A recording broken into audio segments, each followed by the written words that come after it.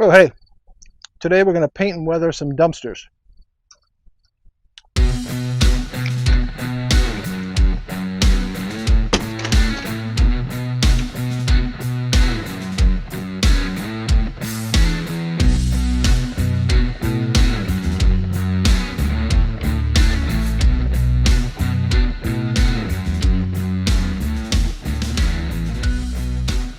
Okay, so the first thing we've done is prime the 3D resin dumpster with gray auto primer.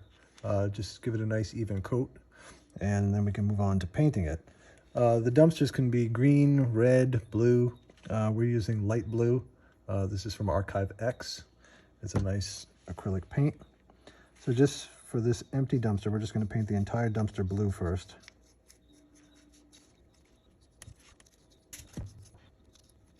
So while the blue dumpster is drying, we'll take this one. This is the one that's got junk in it, and we're going to paint this one green.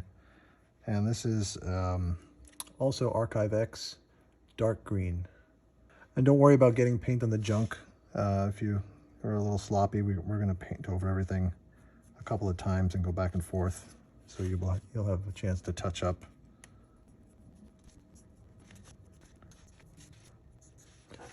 So now you can start painting the interior of the dumpster. And again, you're going to get paint on the other details that are in there, but that's why we're doing them last. There. Okay, now that our blue dumpster is dry, we could put the first coat of rust on it.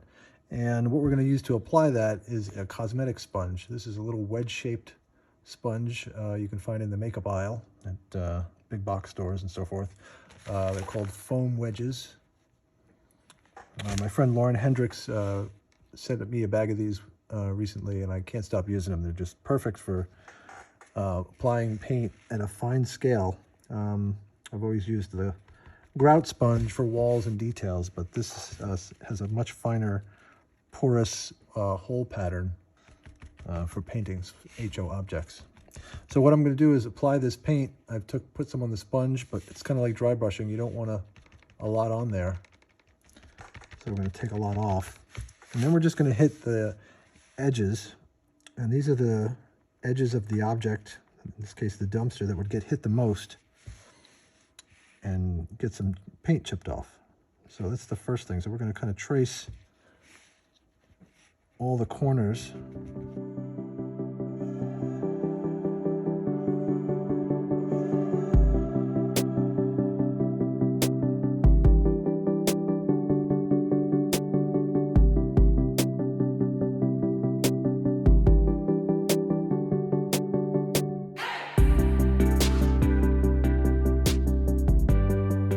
Then I'm going to start rusting from the bottom up.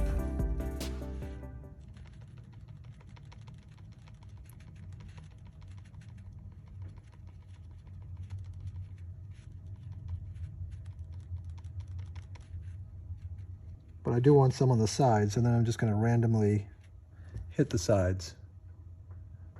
And then we're just going to keep going around in that same pattern. Sometimes you want to just use the very corner at an angle, kind of like that.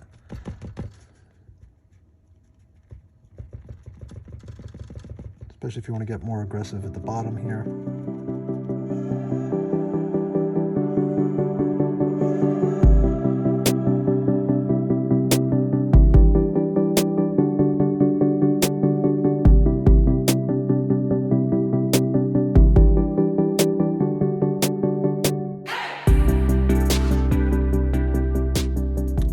Inside, which is a little trickier.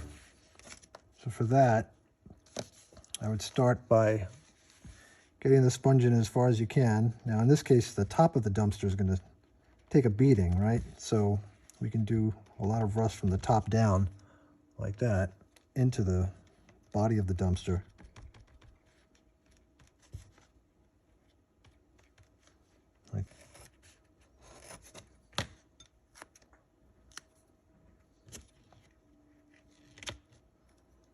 And now it's small enough I can get inside, because I really want rust on the bottom.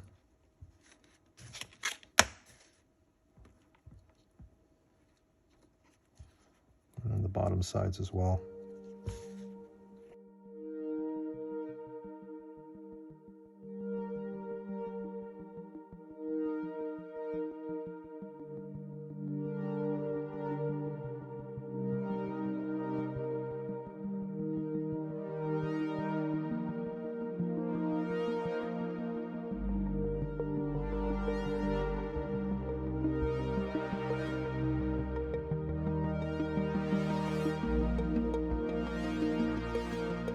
Now, of course, we can't get our sponge into this dumpster with all the junk in it, so again, we'll take our brush and just kind of highlight some of the edges with this dark color. By the way, this dark color is a Martha Stewart acrylic, and you can get it at Michael's or on Amazon, and it's called Vanilla Bean. And it's a great underlayment for your first coat of rust work.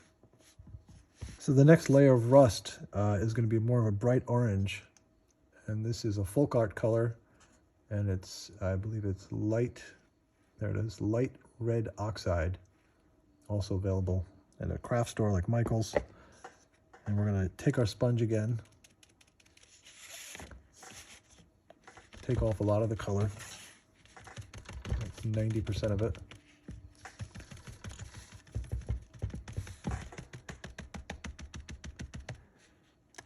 And we're going to travel along the same edges, maybe a little lighter. We don't want to obliterate the previous brown, but we want to add to it.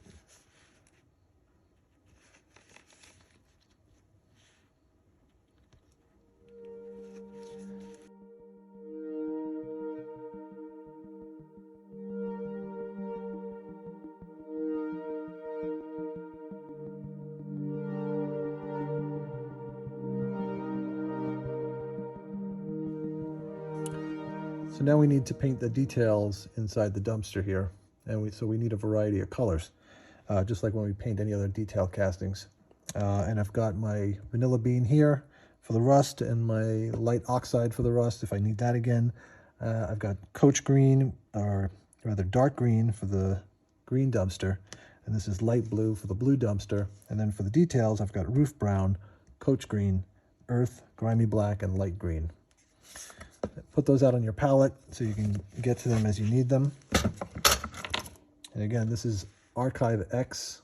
It's a UK brand of paint. They've got all the railroad colors that used to exist with polyscale, or at least some of them, like Grimy Black and so forth. I've also got Caboose Red out here as well. So the first colors we'll use are, we'll try to knock out the biggest objects first. So we know that this palette here is going to be a wood color, so I'll be using this earth color here.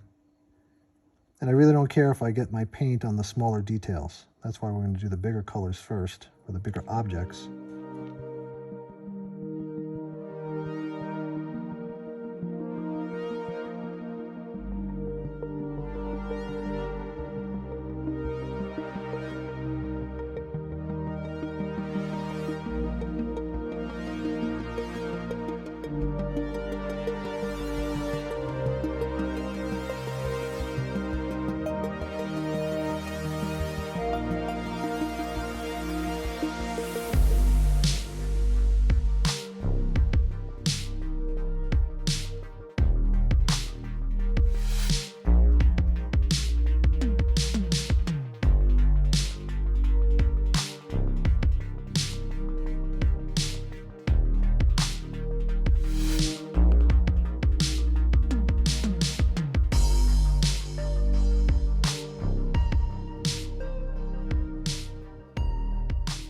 Okay, now we need to apply some washes and some grime and rust.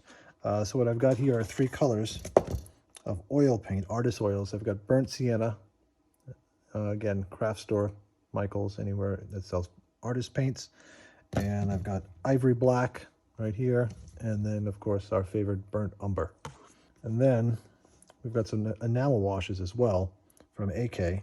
We've got moss deposits and streaking grime. And all of these we're going to use mineral spirits to thin them and brush them on.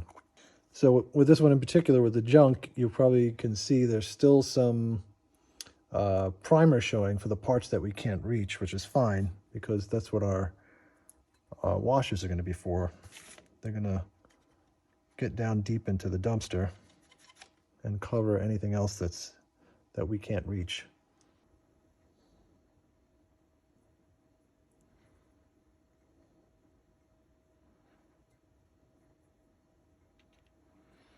And we're applying this wash over all the pieces, all the different details.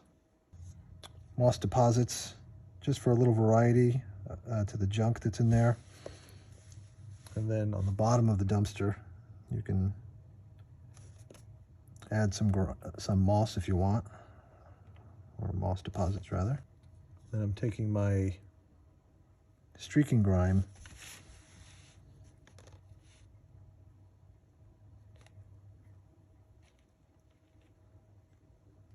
and take the streaking grime and drag it down the sides of the dumpster. Now that's too much, which is fine. Then we'll go back with our brush, push it up, actually use the brush to soak it up.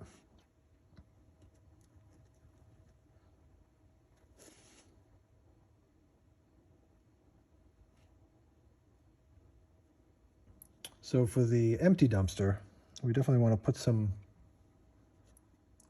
green slime at the bottom, as well as some dark streaking grime. And this can just get blobbed in there. It'll dry. And you could let it run up the top a little bit. So for the light colored dumpster, and the other dumpster too, but you'll see it better on this one, we're going to take some burnt umber with a small brush. And this is no different as you would weather a freight car in this technique. Just put some rusty dots.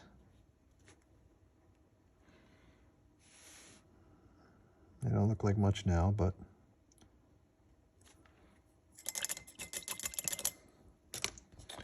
and then with a wider brush, I'm dipping this brush into mineral spirits. I'm just going to drag it down. And I've got some bleeding rust spots.